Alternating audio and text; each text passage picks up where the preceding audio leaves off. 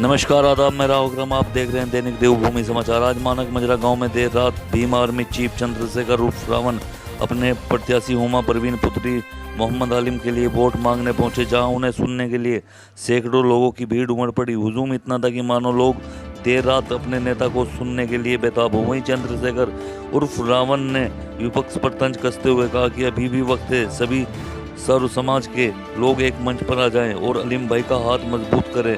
देखिए क्या कहा चंद्रशेखर उर्फ रावण ने, देखिए रिपोर्ट। बात सुनो, मजाक सकता नहीं है। वो सोचता कि आज ही सारे गांव करवा के भेजो, लेकिन आलिम भाई के बारे में मुझे यहीं से नहीं, उत्तर प्रदेश के भी कई जिलों से फोन आए कि भाई चाहे देर हो जाए लेकिन उनके यहाँ जाना जरूर, छोड़ना मत। तो मैं अपील ये लोग कर चुके हैं, आपके क्षेत्र के, आपके गांव के आप बेहतर जानते हैं। मेरे लिए तो सभी अच्छे, मैं किसी को बुरा कह ही नहीं सकता हूं, लेकिन मैं आपसे ही कह रहा हूं। गांव पड़ता है डाटा पट्टी, मेरा खुद का गांव, आप जानते हैं ना डाटा पट्टी को। अभी वहां माहौल खराब करने का प्रयास किया गया, इन लोगों चुप रहो। अभी वहां माहौल खराब करने का प्रयास किया गया था और जो पीड़ित थे उनको ही जेल भेज दिया गया, उनको ही अपने घर से वहां से घर छोड़ के जाना पड़ा। मैं ये बात आपको इसलिए याद दिला रहा हूं क्योंकि भारत को आजाद हुए 75 साल हो गए और इस देश में लोकतंत्र आए, वोट का अधिकार मिले हर व्यक्ति को 72 साल हो गए। इन 72 साल में आज भी हम ये नहीं समझ पाए कि दोस्त कौन और दुश्मन कौन। हम दोस्त से तो दूरी रखते हैं और दुश्मन से मित्रता रखते हैं और बाद में फिर पछताते हैं। जिन नेताओं को आप लोगों ने वोट देके विधायक बना के भेजा, उनकी इतनी हिम्मत नहीं थी कि वो गांव में जाके आपके लिए आवाज ही उठा दी, जिले में रह के आवाज उठा दी। मैंने उन तमाम नेताओं को देखा, वो अपने घर में सो रहे थे। क्यों सो रहे थे? क्योंकि उनके घर पे पत्थर थोड़ा बिका था। अगर पत्थर बिका था तो वहां के गरीब, जो वहां के रहने वाले लोग, जिनको अपना घर छोड़ना पड़ा। मैं बात आपके इसलिए याद दिला रहा हूं कि जब तक कमजोर लोग एकजुट नहीं होंगे तब तक वो ऐसे छीटेंगे और पीटेंगे और उनके अधिकार पे छीनते रहेंगे। आलिम भाई अपने समाज में मजबूती से काम कर रहे हैं और हम लोग लगातार 5 के 5 साल सड़कों पे काम करते हैं। पिछली बार हमारे लोग मुझसे कह रहे थे कि भाई विधानसभा में हम दूसरी पार्टी को वोट दे रहे हैं। मैंने कहा कि दे दो। मैंने उनसे ये भी कहा कि ये भी देखना जिनको वोट दे रहे हैं कल वो आपके काम आएंगे भी नहीं आएंगे। इस बार वो सिक्के बंद होके, अगर आप 70% वोट दोगे तो वो 90% वोट देंगे। और आप पूरे तीसरा दिन है मुझे आज जिला हरिद्वार में, आज मुझे तीसरा दिन, जबकि मेरा गांव पैतृक गांव यहीं पड़ता, मैं इसलिए आप समझिए मैं हापी के मजरे गांव। लेकिन अगर कोई सड़क पे है, अगर किसी की सभा हो रही है,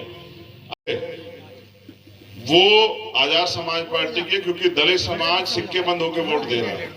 अब अगली जिम्मेदारी आप लोगों की, अगर आप चाहते हैं कि आलिम भाई को ताकत मिले, वो ताकत जिसके बदौलत ये आपके लिए कुछ कर पाए, क्योंकि ये अगर एक वोट से भी हारा तो वहां बोर्ड में बैठ के आपके लिए काम नहीं करा सकता।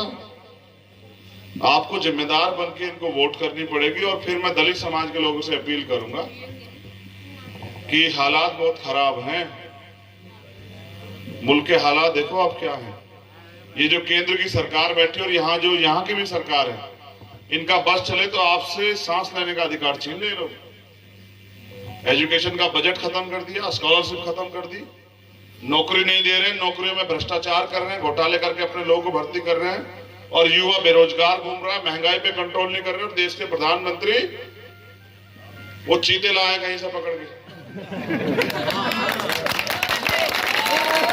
मेरी बात पे गौर करो, जब वो चीते लाए, बहुत अच्छी बात है, लिया है चीते, मगर मैं ये कह रहा हूं काला धन कब आएगा आपका, बेरोजगारी कब खत्म करोगे, महंगाई कब घटाओगे, इस पे तो नहीं बोलते हैं। जनता को गुमराह करना है, कभी चीते लाते हैं, कभी बिल्ली लाते हैं, कभी कुत्ता लाते हैं, लेकिन आम लोगों के जीवन में हंसी कैसे आए इस पे कभी बात नहीं करेंगे। तो से मोबाइल की टॉर्च भी आपको बता देगी कि रोशनी हो रही है।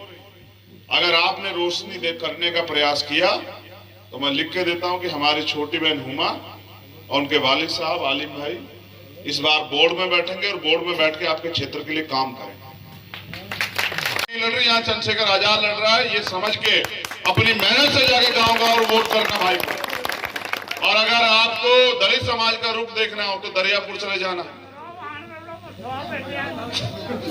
इसी ने बेड़ा गर्क कर रखा हमारे लोगों का। ये जो दारू है ना, इसी ने बेड़ा गर्क कर रखा, वरना हमारे लोग बहुत ईमानदार लोग हैं। मैं इसलिए कह रहा हूं क्योंकि वो हमें दारू इसलिए पिलाते हैं हमारे लोगों को कि इनका बेड़ा गर्क कर सके। वो इनको अगर तरक्की की तरफ लेके जाना चाहते तो दूध पिलाते, वो दारू इसलिए पिलाते हैं कि जल्दी इनका बेड़ा गर्क हो जाए।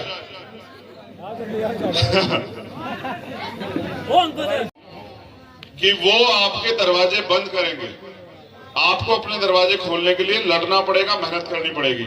आप बताओ आलिम भाई का साथ दोगे नहीं दोगे? नहीं, दोनों हाथ उठाओ, तब तक नहीं माना जाएगा जब तक आप एक हाथ उठाओगे। जब दोनों हाथ उठाओगे, ये देखो इन पे शक हो रहा है मुझे, पहले टी शर्ट वालों के आसपास वालों को। साथ दोगे नहीं दोगे बताओ ईमानदारी से? मैं आप ईमान वाले लोग हो इसलिए पूरी जिम्मेदारी से पूछ रहा हूँ। अब उठाओ दोनों हाथ कि बताओ साथ दोगे नहीं दोगे? 3 आदमी जांच ले मैंने उस लाइन। ताकत अगर उन्हें दोगे तो वही तो लड़ने की हिम्मत उनमें तो आएगी। तो मैं आपसे कह रहा हूं कि मुझे भी तो ताकत दो, मैं भी तो आपके बीच का हूं। एक बार तो आपने उन्हें विधानसभा में ताकत दी थी, कोई बात नहीं, मुझे आपसे कोई शिकायत नहीं।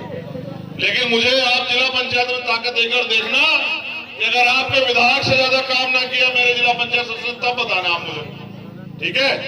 तो इसलिए मैं आपसे कह रहा हूं कि इनकी मदद कराना। और मैं भाई से कहूंगा, देखो भाई यही मालिक है, इनके बीच में रहना। चुनाव आते जाते रहते हैं, आदमी का व्यवहार उसको बड़ा बनाता है। आज क्या आप जिला पंचायत के लड़ रहे हो, ताकतवर हो जाओ, काम करने लग जाओ, हो सकता है अगली बार विधायक के लिए लड़ो। समय बहुत बलवान होता है, याद रखना। इन्हें आरएसएस और बीजेपी के लोगों को, इन्हें संघ के लोगों को वहीं छोड़ के आना है इस बार, समझ रहे हो?